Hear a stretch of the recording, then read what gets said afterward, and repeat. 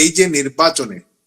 যারা ভোট দিয়েছে, আমরা নির্বাচন বর্জন করেছি, সেই ব্যাপারে তো আমাদের অবশ্যই মানুষের কাছে আহ্বান ছিল, কিন্তু তারপরেও যতই ইঞ্জিনিয়ারিং করা হোক, মানুষ কিন্তু রাজাকার আলবদর আল শামসের এই জামাতে ইসলামীকে পছন্দ করেনি, এবং পছন্দ করেনি এই তথাকথিত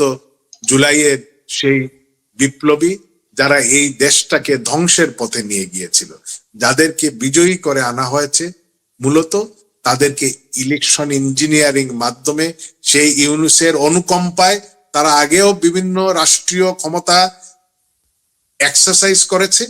এবারও হয়তো তারা হয়তো দেখা যাবে জাতীয় সংসদের সেই মহান জাতীয় সংসদ সদস্য হিসাবে তারা দায়িত্ব পালন করবে। কিন্তু এই হত্যা,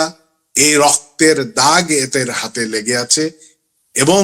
আইনের শাসন যদি বাংলাদেশে আসে, সংবিধান যদি আবার পরিপূর্ণভাবে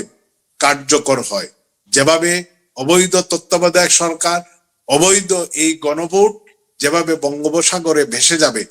এই যতই আইনি সুরক্ষা দিয়ে এই খুনিদেরকে রক্ষা করা হোক, চেষ্টা করা হোক না কেন, কোন সমাজে, কোন দেশে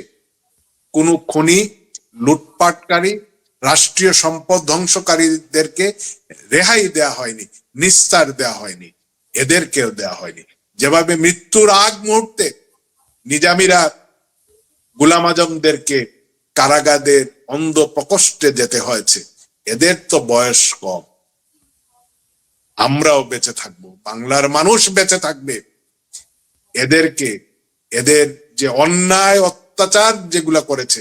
যে খুন তারা করেছে, রাষ্ট্রকে ধ্বংসের চক্রান্ত করেছে, এদেরকে একজন একজন করে তার জবাব বাংলার মাটিতেই তাদেরকে দিতে হবে।